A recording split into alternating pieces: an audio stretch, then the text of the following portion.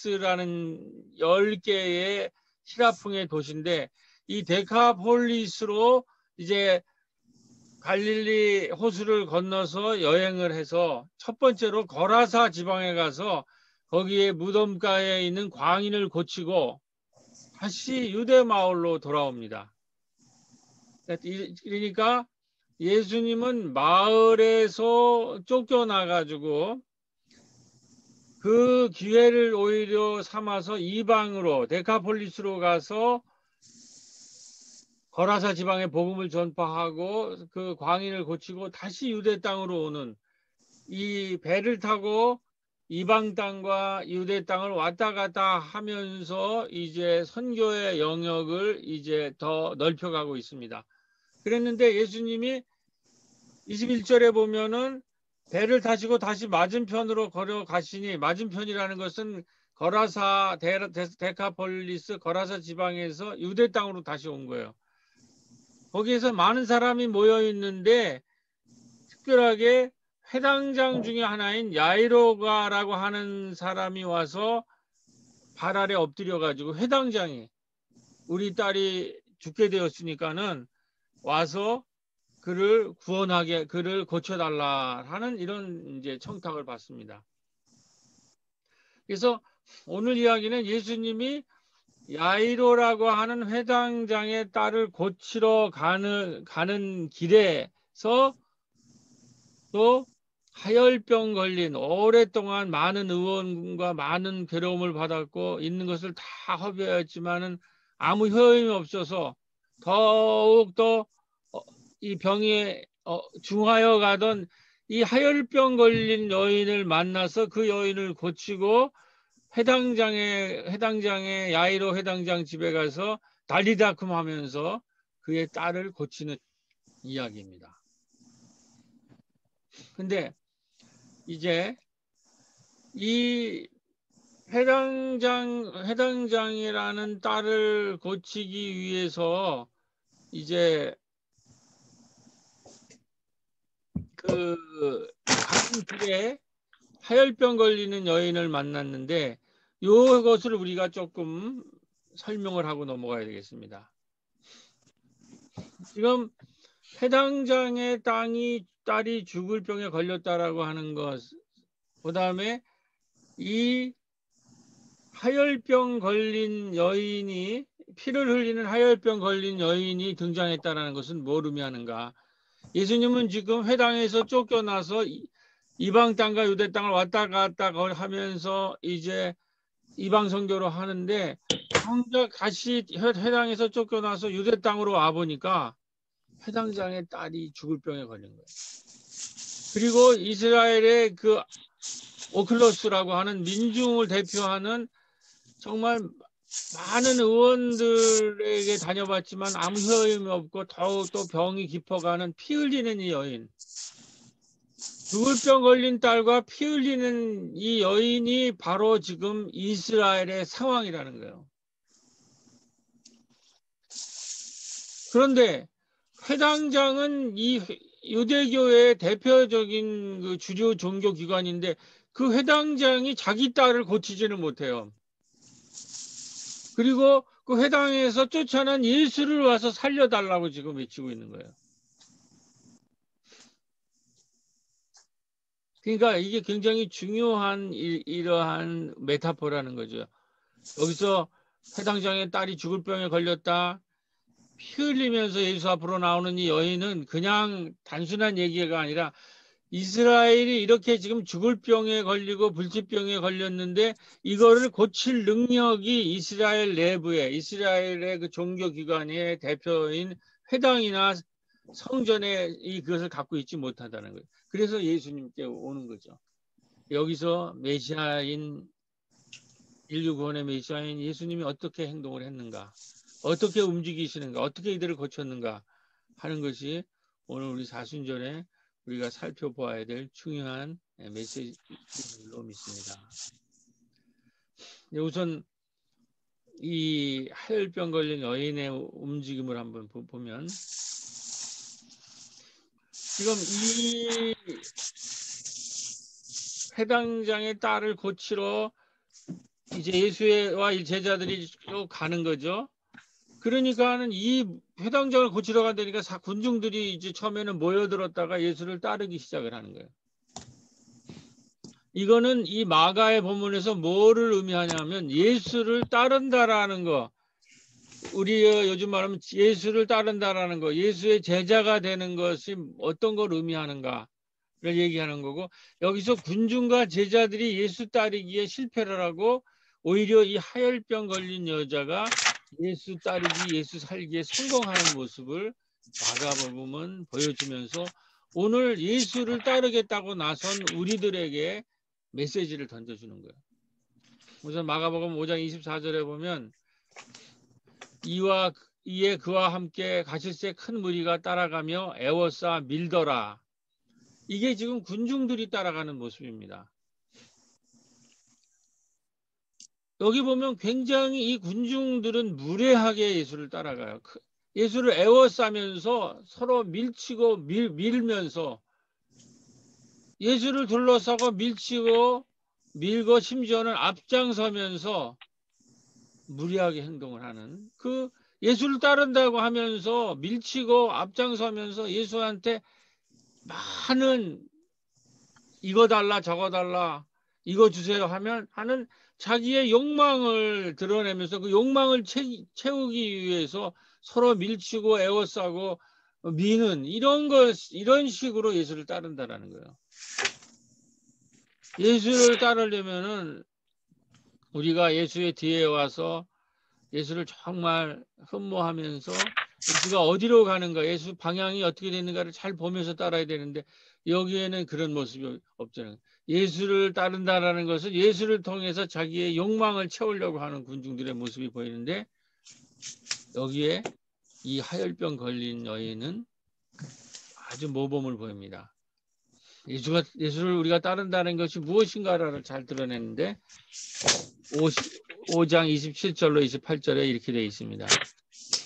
예수의 소문을 듣고 무리 가운데 섞여 뒤로 와서 그의 옷에 손을 대니 이는 내가 그의 옷에만 손을 대어도 구원을 얻으리라 함일러라. 소문을 듣고 무리의 가운데에서 와서 뒤에서 그의 손에 옷깃을 만지는데 여기서 중요한 거는 이미 예수의 옷깃에만 손을 대도 내가 구원을 얻으리라고 하는 믿음을 가지고 오는 거예요. 그러니까 여기에서는 예수님이 이 신앙의 주인공이 아니라 이 사람 안에 이미 신앙이 있고 능동적으로 예수께 접근하는 거예요. 우리의 신앙을 보면 자꾸 예수님 보러 와주세요, 뭐 해주세요, 이런 얘기 하는데 이 사혈병 걸린 여인은 스스로가 예수님한테 나온다는 거예요. 스스로 믿음을 가지고 이런 지금 마가복음은 이런 능동적인 신앙, 이런 능동적인 제자도를 오늘 본문을 통해서 가리키는 거죠. 이것이 이제 새로운 시대에 필요한 새로운 예수를 따르는 모습이라는 거예요. 예수를 밀치고 심지어 앞장서는 무례한 따르기가 아니라 뒤에서 이미 믿음을 가지고 예수님께 먼저 접근을 하는 거죠. 이렇게 예수님은 지금 갈릴리 민중들과 함께 있어서 그들을 고치고 그들의 집집에서 그들을 고치고 그들을 치유해서 그들을 능동화시켰더니 이미 신앙이 이렇게 하혈병 걸린 여인처럼 자라고 있었다는 거예요. 하혈병 걸린 여자라는 누구냐? 유대교의 성결법전에 의하면은 여성이 한 달에 한 번씩 하는 그 달거리를 불결한 상태라고 전제하고 있어요. 이게 지금 우리가 보면 말도 안 되는 얘기지만은 이런 식으로 여성들을 이 유대교는 차별했던 거예요. 그래서 여성이 한 달에 한 번의 달거리가 있는 날 그녀가 앉았던 자리, 입었던 옷, 그녀의 몸이 닿았던 모든 것을 불결하다고 하는 거예요. 근데 이 여인은 매일처럼 피를 흘리니까 이 여인 자체가 오염덩어리고 이 여인 자체가 불결한 여인이 되는 거예요. 이런 사람을 죄인이라고 그러는 거예요. 그래서 우리 코로나 시대에 감염된 사람이 거리를 돌아다니는 사람, 돌아다니는 거랑 마찬가지죠. 그렇기 때문에 이 하혈병 걸린 여인은 말할 수도 없고 이 사람의 사연, 처지를 누구도 대언해 줄 수 없는 사람이라는 거예요. 그렇기 때문에 이 여인은 뒤에 와서 조용히 그렇지만은 가만히 있지 않고 믿음을 가지고 유대교는 나이를 더 이상 고칠 수 없다라는 이 상황을 능동적으로 판단한 거예요. 지금 성전과 회당에서는 나를 고칠 수가 없다. 저 예수라고 하는 새로운 하나님 나라 운동을 하는 저 사람이 나를 고칠 수 있다는 믿음을 가지고 용기를 내서 와서 손가락질을 옷자락을 만지는 거죠. 근데 여기에서 이렇게 민초들이 오클로스들이 능동적으로 변화돼서 예수님한테 접근해서 옷자락을 만졌을 때 예수님은 알아차렸어요. 자기의 몸에서 기운이 빠져나가는 걸 보고 그 여인을 이제 찾아내는데 제자들은 그 예수님이 누가 나를 만졌냐고 했을 때 제자들이 답변이 걸적이에요. 5장 31절에 보면 제자들이 여짜오되 무리가 에워싸 미는 것을 보시며 누가 내게 손을 대었느냐 물으시나이까. 우리는 알지 못한다는. 이렇게 무리들이 에워싸서 미는데 우리가 어떻게 알 수 있겠느냐. 이렇게 하면서 이제 하혈병처럼 스스로 예수로 그동안 눌려있던 사람들이 스스로 믿음을 가지고 예수께로 나오는 이 오클로스 민초들의 이 새로운 신앙을 전혀 깨닫지 못하고 여기 그냥 대중처럼 밀치고 밀고 에워싸고 미는 여기에 그냥 한 무리에 불과한 그런 신앙을 보이고 있다는 거예요. 자, 여기에서 예수님이 비록 지금 마을에서 쫓겨났지만은 예수님이 그동안 마을에서 하는 활동이 지금 효력을 이제 보여주고 있는 거예요. 그래서 마을에 새로운 움직임과 변화가 나는데 문제는 이 제자들이 이거를 깨닫지 못하기 때문에 이제 다음 주에 우리가 할 설교 예수님이 그 제자들한테 경고를 하는 거예요. 바리사이의 누룩을 조심해라. 지금 제자들은 예수의 십자가의 순환을 따르려 예수 따르기를 하는 게 아니라 예수를 잡아 죽이게 음모해서 바리새와 헤롯이 음모를 꾸미는 그 누룩을 오히려 쫓기를 원하는 거예요. 예수님이 그걸 알아차리고 바리사파의 누룩을 조심하라. 너희가 나를 순환이지만 나를 따라야지 나를 억압하는 저 바리사의 편에 서가지고 음모를 꾸미는 그 부자들, 그 권세자들을 어떻게 너희들이 그 누룩에 오염되었느냐 이런 경고를 하는 건데 이게 다음 주에 이게 핵심적인 내용인데 그러기 때문에 이 사람들이 바리사의 누룩에 오염됐기 때문에 예수 제자들이 이 갈릴리 마을에서 일어나는 새로운 민초들의 하나님 나라의 움직임 그리고 그 움직임에 따른 민초들의 새로운 움직임과 변화를 전혀 알아채지 못하고 있다는 거예요. 이걸 제가 요약한 겁니다. 성전에서 회당에서 마을로 내려와서 마을의 집과 집을 돌면서 베드로의 장모 집에서 장모를 치유하고 중풍병자를 사죄하고 레위지 앞마당에서 밥상을 차리니까 그동안 이 갈릴리 마을은 어떤 상황에 있어? 문중병이라는 고립 자폐가 된 상황이었죠. 중풍병처럼 마비된 사람들이죠. 속이 오그라든 것처럼 오그라들었죠. 이 마을의 분위기가. 그리고 죄인처럼 불안과 공포에 사로잡혀 있던 마을이 예수님이 이렇게 마을의 집과 집을 다니면서 마을을 돌봄 마을, 치유 마을, 학습 마을로 만드니까 인중들 사이에서 고립된 문중병 환자, 중풍 환자가 그 고립에서 해방되고 베드로의 집 앞에 온 동네가 모이고 중풍병자의 집 앞에 사람들이 용신할 수 없게 모이기 시작합니다. 그리고 예수님이 가는 곳마다 밥상 공동체와 잔치가 일어나고 안식일에 손이 마른 자가 손이 펴집니다. 이런 변화가 일어나자 예수를 만나기 위해서 삭개오가 나무 위에 오릅니다. 사람이 이제 움직이기 시작해요. 수동적으로 매일 뭘 해달라 그러는 게 아니라 스스로 예수를 만나기 위해서 나무 위에 올라가는 거죠. 하혈병 걸리는 여인은 예수가 그 여인한테 가는 게 아니라 스스로 예수에게 와 접근해서 옷자락을 만져도 그 병이 치유된다라는 그 믿음을 갖게 되는 거죠. 그것이 오늘의 이야기라는 게, 이러한 변화가 일어나면서 다음 주부터 에바다하고 눈과 귀와 입이 열리고, 그리고 그러면서 새롭게 보고 듣고 말하면서 하나님 나라가 본격적으로 전개가 되는데, 이러한 새로운 움직임을 잘 간파하고 더욱 예수님을 열심히 따라야 할 제자들이 예수님에게 참여하고 따르기는커녕 헛발질을 하면서 바리새의 누룩에 오염돼서 바리새의 누룩 흉내를 내면서 더욱더 이 예수의 하나님 나라 운동에 힘을 빼기보다는 힘을 빠뜨리고 나중에는 배반 부인하고 도망가는 이러한 순환이, 한편으로는 이 민초들이 이 마을에서 새롭게 변화되는 이 움직임이 있지만, 한편에서는 배반과 부인과 도망의 움직임이 동시에 지금 벌어지는 것이 이 순환사라는 거죠.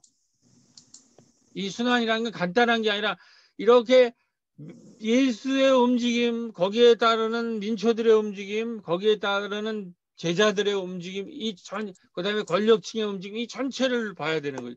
거기서 우리가 어떻게 어떻게 살아가야 될 건가가 바로 사순절에 주님이 우리에게 주시는 오늘 본문의 메시지인 줄 믿습니다. 여기서 교회 여러분, 두 가지 아주 중요한 그 마가복음이 우리한테 제시하는 메시지가 있습니다.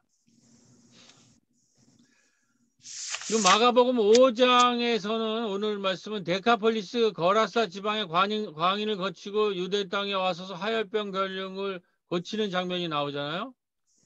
그리고 나서는 5장 이후에 다시 예수의 일왕은 하혈병을 고치고 다시 이방 땅으로 가는데, 이방 땅에 데카폴리스 중에 시돈이라는 지역에 갔을 때 그 시돈 지역의 수로보니게 여인이라고 하는 페니키아 여인을 만나게 됩니다. 근데 그 여인을 만났을 때 어떤 일이 벌어지냐면, 예수님의 제자들은 예수님 자신이 생명의 빵인데 계속 빵이 없다고 걱정을 하고 투덜거려요.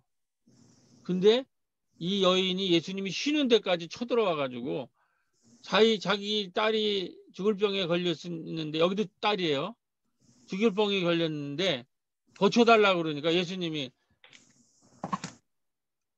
하나님의 자녀들의 떡을 개에게 던져줄 수 없다라고 모욕적인 말을 하는데, 이 수르부의 모욕이 대답을 어떻게 하냐면, 좋습니다.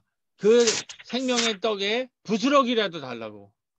예수님이 놀라는 거죠. 예수님이 그래서 예수님의 그 선교의 방향을 이방 땅으로 바꾸는 결정적인 역할을 하는 이 이방의 귀족 여인을 만나게 돼요.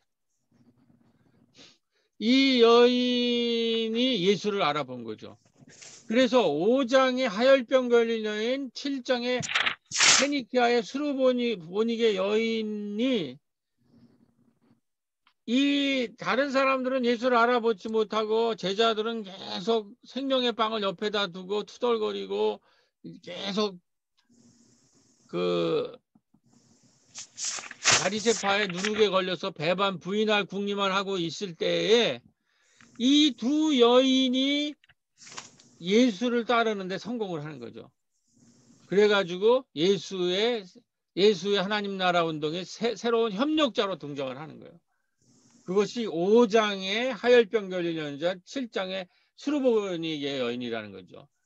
이게 이 두 여인이 굉장히 이 마가복음에서 중요한 역할을 하고 있다는 거예요. 자, 오늘 이 사순절에 우리가 이 하혈병 걸린 여인, 수르보니게 여인과 같은 새로운 예수의 협력자라는 제자도를 우리가 깨달아야 될 줄로 믿습니다. 자, 이제 이 이야기는 마무리 단계로 갑니다. 5장 24절에 보면 이렇게 됩니다. 5장 24절에 아까 보세요. 이 두 여인, 하혈병 걸린 여인과 수르보게 여인의 이 참으로 멋진 예수의 협력자로 예수의 새로운 제자도로 등장하는 것과 함께 아까 말했듯이 무리들이 에워싸면 밀더라고 하는 이러한 잘못된 제자도에 이어서 35절에 이 두 여인과 완전히 대비되는 장면이 등장합니다.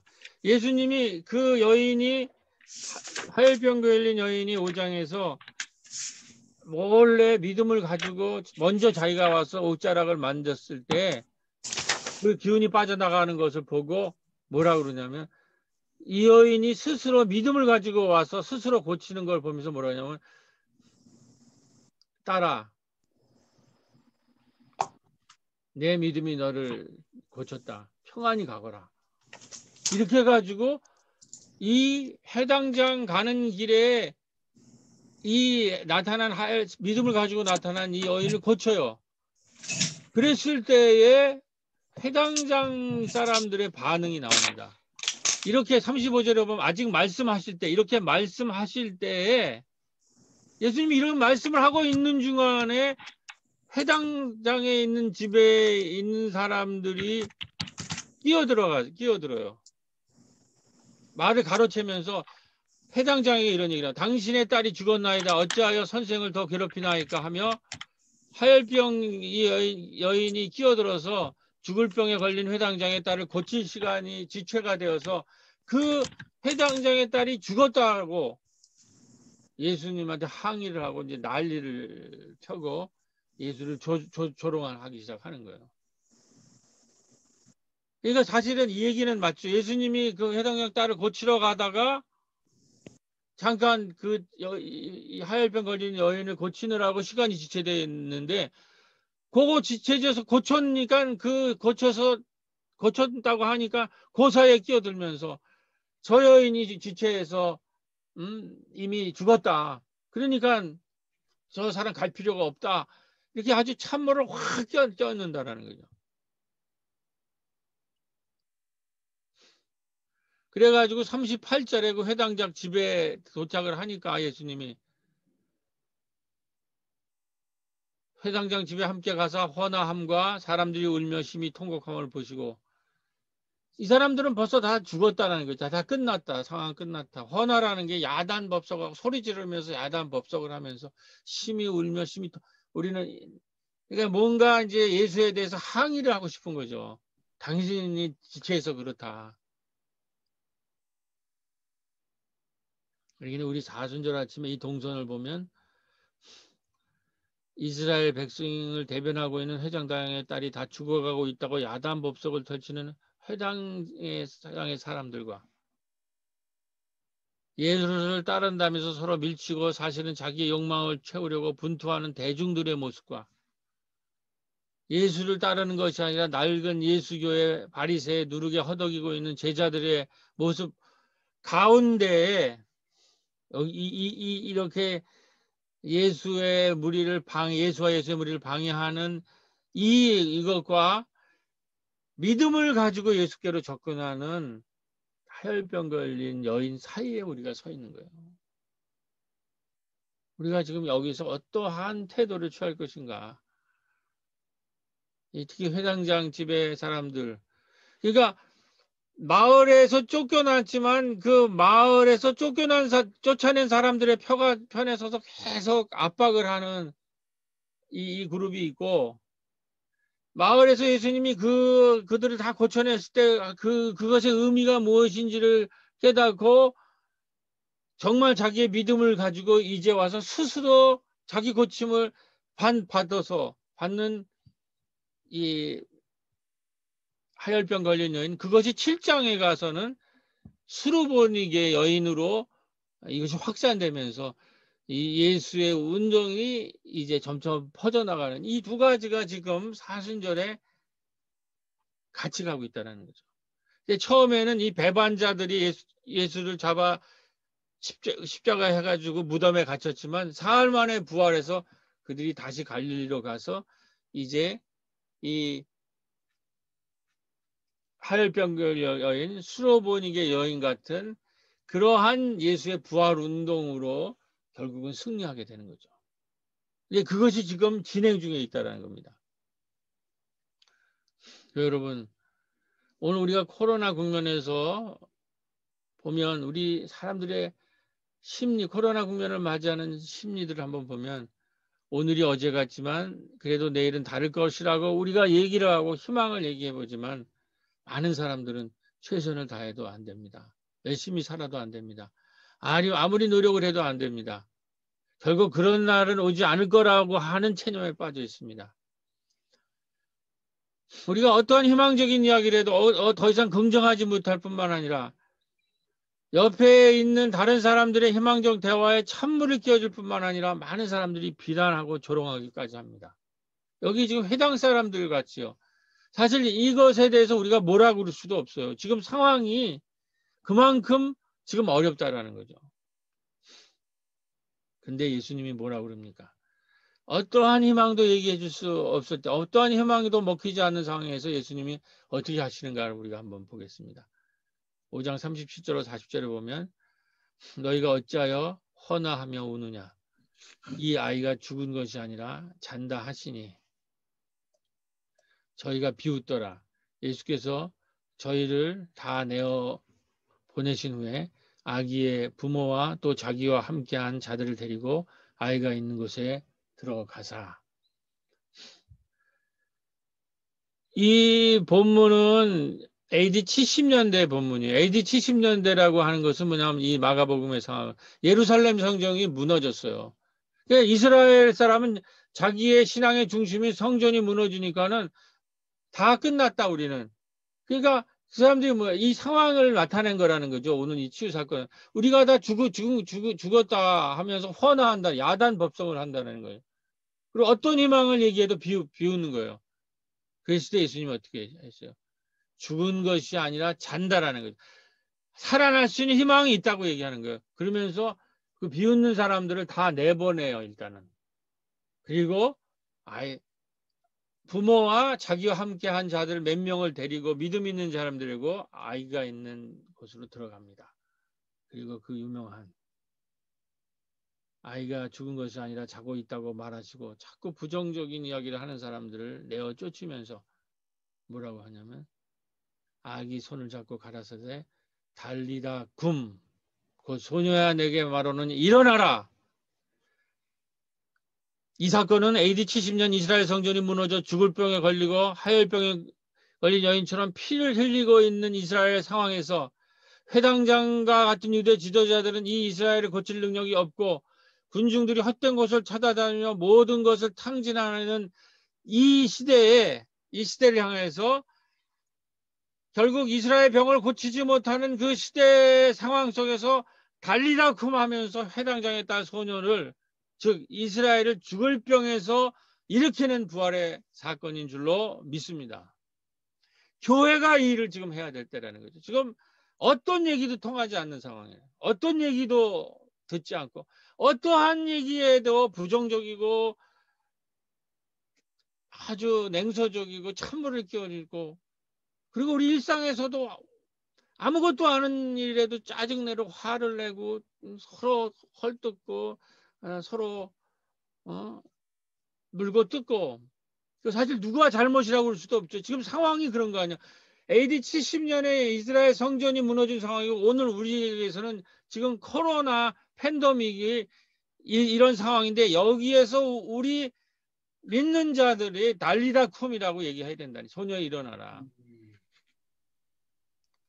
여기서 이 달리다 쿰 소녀야 일어나라고 하는 아람어가 오늘 우리의 본문에 남아있는 것이 이게 기적과 같은 것입니다. 이것이 왜 남아있는가? 당시에 AD 70년 이스라엘 성전이 무너져서 아무도 희망을 가지지 못했을 때 예수님이 그 조롱을 갖고 멸시를 받으면서도 그 사람한테 가서 다 죽었다 그랬을 때 아기는 잔다 그러면서 일으켰을 때에 예수님이 직접 쓴 언어 아람어 그것이 지금 우리의 본문의 기록에 남아있는 거예요. 이것이 오늘 우리에게 큰 은혜입니다. 2000년 전에 절망 가운데서 메시아가 그 사람을 일으킨 그 언어가 그대로 남아서 오늘 이 달리다 쿰이 남아있는 거예요. 에바다도 마찬가지고. 체험의 유사성이 기억의 유사성을 낳는다고 이거는 이 하열병 걸린 여인처럼 당시에 가장 바닥에서 그 절망적인 상황에서 그 자기의 피를 마르게 하고, 그리고 이 죽어가는 아이를 잔다고 하며 일으킨 그거를 본 우리의 신앙이, 직접 경험한 우리의 신앙인이, 하열병 걸린 여인과 같은 민초 신앙인이 그 원어 그대로 우리에게 거기다가 남기고 전했기 때문에 오늘 우리가 이 사순절에 이 부활의 음성을 함께 은혜로 듣는 줄로 믿습니다. 이제 다 같이 사순절 기도만 다 같이 기도하고 오늘 말씀을 마치겠습니다. 주님, 다 같이. 자, 마이크를 켜시고 함께 기도해 주세요. 다 같이. 주님, 여기요. 다 같이 마이크를 켜세요. 다 같이. 주님, 오늘 우리도 이 하열병 걸린 여인의 예수를 따라 다른 모범을 다시 기억하며 우리도 그녀처럼 온갖 비난과 조롱 가운데서 언제나 알리다쿰 소녀야 일어나라 하는 부활의 신앙으로 가족과 이웃과 마을 사람들을 일으키는 예수님의 하나님 나라 운동의 아름다운 협력자들이 되어 오늘 우리에게 맡겨진 주님의 십자가를 기쁘게 지고 나가는 힘과 용기를 얻는 사순절이 되길 예수 그리스도의 이름으로 간절히 기도드립니다. 아멘. 응답의 찬송 달리다쿰 하시겠습니다.